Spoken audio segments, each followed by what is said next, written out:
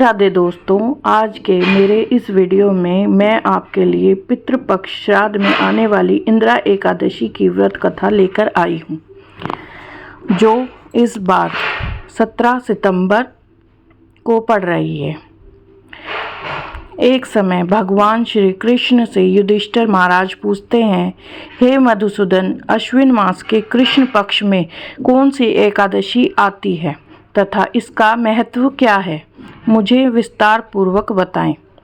तब भगवान श्री कृष्ण कहने लगे, हे महाराज युधिष्ठिर, अश्विन मास की कृष्ण पक्ष में आने वाली एकादशी का नाम इंदिरा एकादशी है और इस व्रत का पालन करने से मनुष्य अपने पाप कर्मों को नष्ट कर देता है।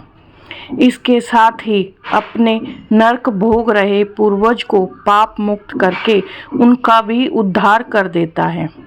इस व्रत का पालन करने वाले व्यक्ति को अश्वमेध यज्ञ के समान ही फल प्राप्त होता है। युधिष्ठिर इंदिरा एकादशी के व्रत का महत्व सुनते हुए भगवान श्री कृष्ण ने महाराज युधिष्ठिर को कथा कहना प्रारंभ किया। सतयुग के समय में माहिष्मती नगरी में इंद्रसेन नाम का अत्यंत पराक्रमी और यशस्वी राजा राज्य करता था।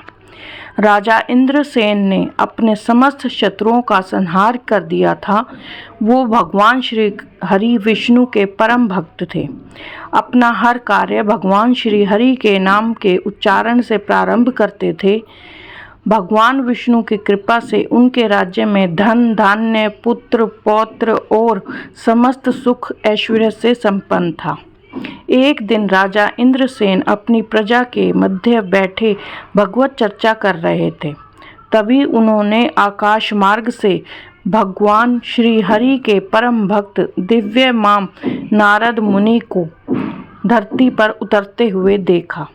राजा ने अपने दोनों हाथ जोड़कर नारद मुनि को प्रणाम किया, उनका आदर सत्कार किया और उन्हें अपने महल में पधारने का आग्रह किया।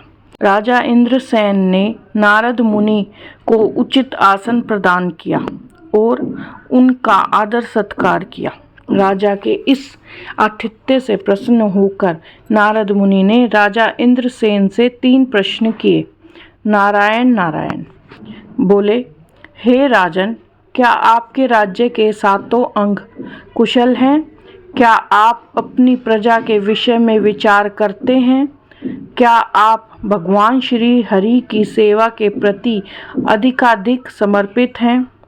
तब राजा इंद्रसेन ने उत्तर दिया, मुनिवर, श्री हरि की कृपा से मेरे राज्य में 7 अंग कुशल हैं। मैं अपनी प्रजा का संतान की तरह पालन पोषण करता हूँ और अपना अधिकतर समय भगवान श्री हरि विष्णु की भक्ति में समर्पित करता हूँ। हे ऋषि श्रेष्ठ, आप मुझे अपने यहाँ आने का कारण बताएं। तब नारद मुनि बोले, राजन, जब मैं ब्रह्मलोक से यमलोक में पहुँचा तो वहाँ मैंने यमराज की सभा में आपके पिताश्री को देख लिया। उन्हें वहाँ देखकर मुझे अत्यंत ही आश्चर्य हुआ। जब मैंने उनकी यमलोक में उपस्थिति का कारण उनसे पूछा, तब मुझे ज्ञात हुआ कि वह तो अत्यंत ही धार्मिक राजा थे, परंतु उन्होंने एकादशी व्रत का पारण समय से पहले ही कर दिया था, इसलिए वह यमलोक की यात्रा भुगत रहे हैं। उन्होंने आपके लिए एक संदेश भेजा है। हे पुत्र, तुम नियम पूर्वक आने वाली इंदिरा एकादशी का पारण अवश्य करना, जिससे कि मैं अपने पूर्व जन्म के पापों से मुक्त होकर स्वर्ग लोक जा सकूं।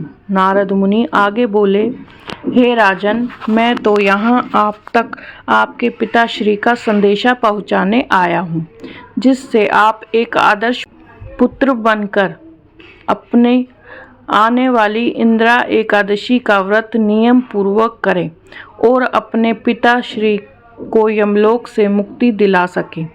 नारद मुनि की बात सुनकर राजा इंद्रसेन जिज्ञासा पूर्वक पूछने लगे, हे मुनिवर, इस एकादशी का व्रत और उसका पालन कैसे करूं? कृपया करके आप मुझे उसका ज्ञान प्रदान करें। तब नारद मुनि बोले, अश्विन मास के कृष्ण पक्ष में आने वाली यह इंद्रा एकादशी है। दशमी के दिन भगवान विष्णु की श्रद्धा पूर्वक पूजा अर्चना करें, अपने पूर्वजों को यज्ञ आहुति अर्पित करें। दशमी के दिन एक बार से अधिक अन्न ग्रहण ना करें और भूमि पर शयन करें। एकादशी के दिन ब्रह्म मुहूर्त में उठकर भगवान के सामने एकादशी व्रत का संकल्प करें। अपराह्न में भगवान श्री हरि के विग्रह शालिग्राम जी की पूजा करें, भगवान को भोग लगाएं, अपने पूर्वजों को भोग अर्पित करें, फिर उस भोग को सूंघकर उससे गाय को अर्पित करें। उसके पश्चात रात्रि में श्री हरि के भजन कीर्तन करें।